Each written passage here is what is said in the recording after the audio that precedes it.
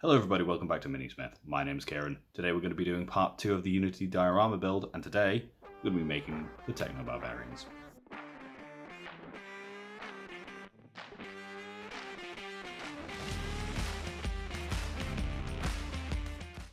So, the majority of these Techno-barbarians are going to be made up using the Goliath gang kit from Necromunda. Their cyberpunk aesthetic fits right into how I envision the Techno-barbarians. I'll be making up a few conversions with other models as well to create a more varied, less uniform group, but I'll be making this one as a showcase as the example of techniques I use while making these. So we start off pretty standard mini making process. Clip your bits off the sprue, keeping as close as you can to minimise the flash and bits of sprue left over. Once they're off, take off the mould lines and excess sprue, give them a scrape with a knife to make sure they're smooth.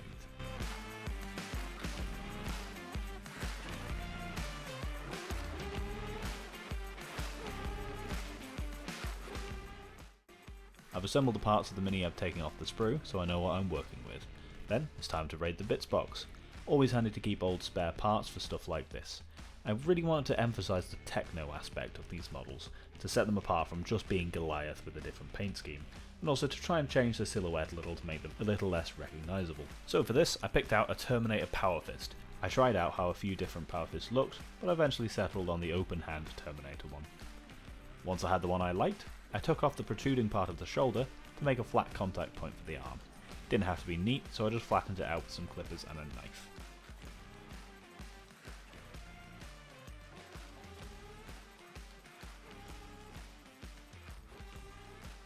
I took my clippers and file to the iconography on the Power Fist and smoothed it out, similar to the head in the previous video.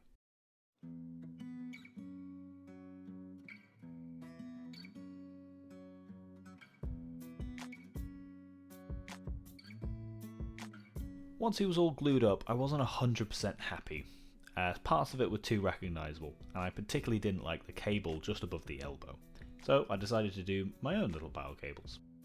Now there are a few ways you can go about doing it. A lot of people use guitar wire, which is fantastic, but I didn't have any. So I went with plain old steel wire. I got this from a corner shop a few years ago. You just clip off a few lengths with some older snips so you don't blunt your nice ones, and then I put one end in some pliers and twisted it together. I personally think this looks a bit more on brand for these wasteland scavengers with the uneven twists. Everything looks rough and ready, nothing's neat and tidy. So I twisted up a few lengths and then decided where I was going to put them. The bionic parts of the Goliath backs make a great place to have these cables coming from, so I decided to have a few linking the bionic spine to bits of the arm. So I just clipped the plastic cable away and got the bend right on the wire. Clip it to length and then just glue into place with some super glue. I went for 3 different cables, which did get a little bit fiddly, but once it's dry, he's ready for priming.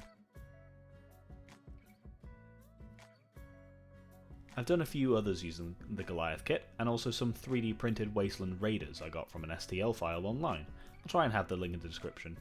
I modified them with some Cowdoor bits from another Necromunda gang, which I got from a friend.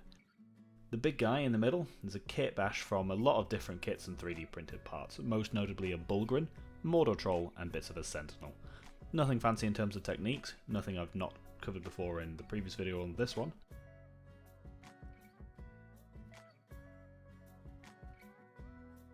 For now though, I'll just run through a paint job on this one, as it'll be the basis for how I paint the rest of them.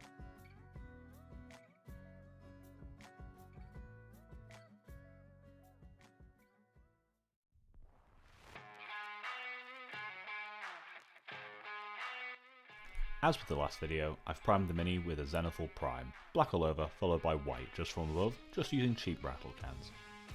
It's been mounted on an old shade pot with blue tack to make it easier to hold whilst painting, and it's plenty strong enough that it won't come loose while painting. We'll start with Bugman's Glow as a base coat for the skin. I use a fairly large old brush for this so I can cover the section without going back to my palette many times, and in case I need to be a little bit rough with the brush whilst getting it hard to reach areas. Once the skin is coated, we'll be putting Doomball Brown down on the trousers. You can't have post-apocalypse without leather trousers after all. We'll then shade both the trousers and skin with Reikland Flesh Shade before putting Abaddon Black on the armour panels. Black can be a bit of a different colour to do well for armour, but luckily for us, I'm going to cheat, so we won't have to do a lot of black to sell the colour.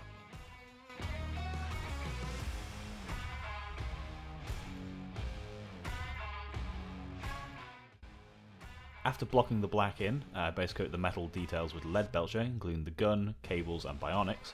I left just the plasma coils on the top untouched. While that's drying, I can block in the boots with Rhinox hide, which I also use for the straps. I'll put some Balthazar gold on the shoulder to make it look like brass to break up the black and silver a little bit. Next up is a shade on all the black and silver with Nuln oil to give it some depth and shadows, and block in the plasma coils with a little bit of blue just to remind myself that they're there. We're going to be doing something different with them later.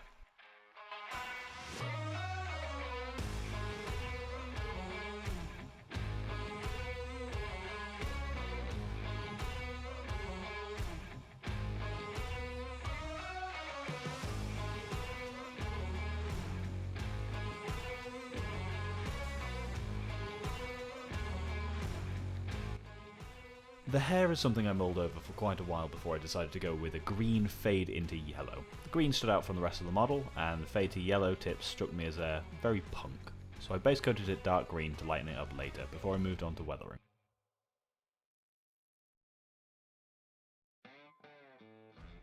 I went about weathering the steel in the same way I did the bolters of my Thunder Warriors in the previous video. Give it a watch if you missed it, it's got some good tips. But to recap, using a combination of sponges, dry brushes and washes, I put layers of brown, orange and metallics onto the surface to create a dirty, oily, rusty surface. First, you sponge it with Rhinox hide to create some mud spatters or deep pitting and rust, followed by a dry brush of Troll Slayer orange or Rise of Rust to give it a more powdery, rusted effect. Then it's back to the sponge for some lead belcher for abrasion and scratches where the steel shows through. This is also applied to the armor panels at this point to represent the black paint being chipped away and worn to show the steel beneath. Follow this up with a wash of Agrax Earthshade for some oily residue on the weathering.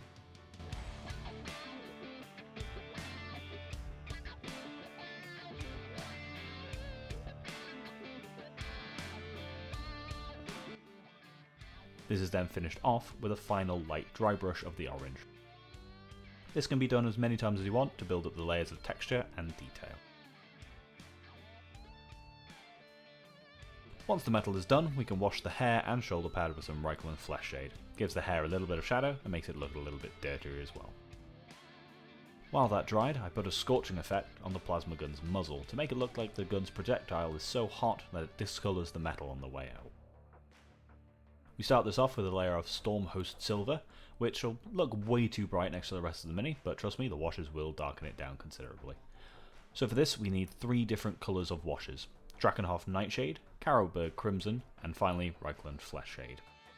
These are put in slightly overlapping bands over the Stormhost Silver, from blue at the tip to red in the middle and brown at the back. Make sure that they slightly overlap to make a smooth transition, and to make sure the shade is dry before applying the next layer. They can mix up on the piece and not create a smooth gradient, or you could lift up the previous layer wash and get bright spots of Stormhost Silver showing through. If this happens, don't worry, you can always paint over it and start again. It is a fairly simple technique, but it can really sell the heat coming from guns like flamers, melter guns, as well as plasma guns.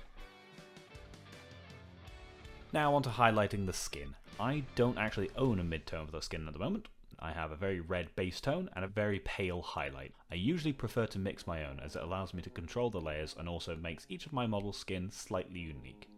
So for this one, I mixed Bugman's Glow and Kislev Flesh, roughly 50-50 on the palette, then slowly and carefully go over the skin, slowly highlight it up. Now, I'm not the best painter and there are plenty of better painters out there with a lot of fantastic tutorials online, so go watch them for a masterclass, but I'm pretty happy with this. I layered a little bit of Kislev Flesh onto the very highest points to finish it off. Now on to finishing off the hair. I went about trying to blend a gradient first from very dark green then to a lighter one. It went fine, but I'm not 100% happy with it, but like the skin, it'll do.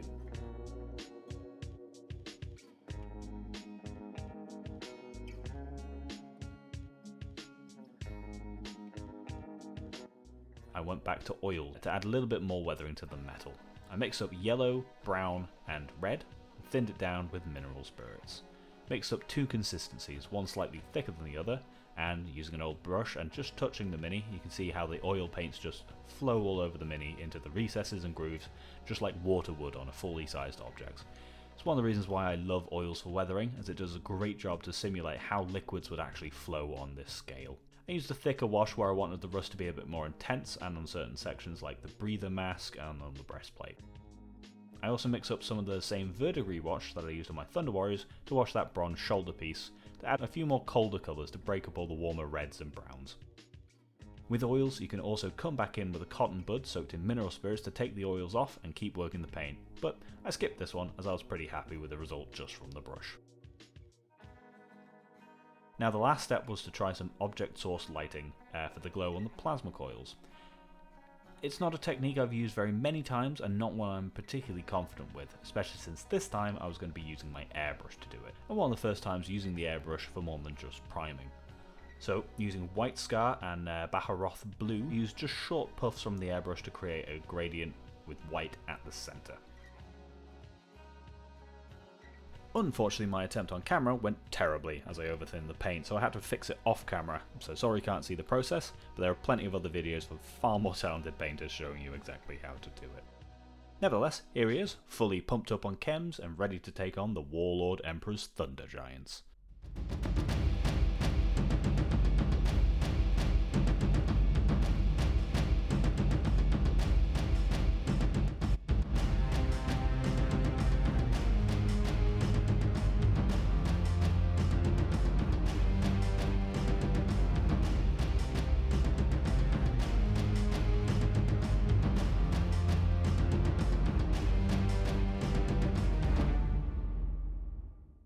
So as you can see from that, with just a few bits from your bits box and some simple techniques, you can get some very unique looking miniatures. I could have done more on these. The silhouette is still a little bit Goliathy, but I have quite a few more to get through before this diorama is done. Stay tuned for part 3, where we'll be getting the base ready for the diorama, and hopefully things will start coming together a bit more. Thank you very much guys, see you later. The